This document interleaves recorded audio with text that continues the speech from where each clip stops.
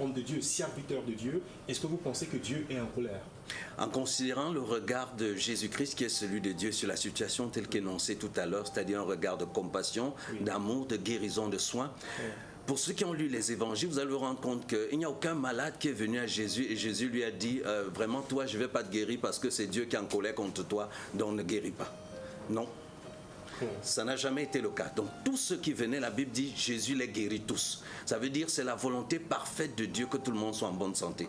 Alors si on considérait que Dieu soit en colère, sommes-nous en train de dire que la Chine, en prenant certaines mesures, le confinement, en soignant, en créant de la distance comme on est en train de le faire, est en train de surmonter totalement le virus? Allons-nous dire que la Chine a pu vaincre la colère de Dieu par des dispositions pratiques?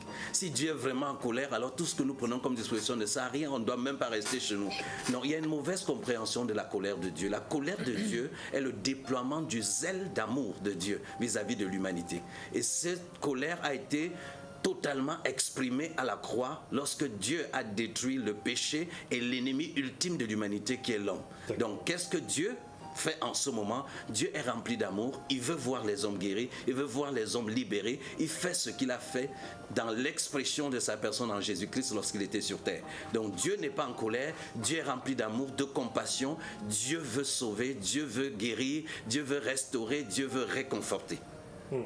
Alors, Doré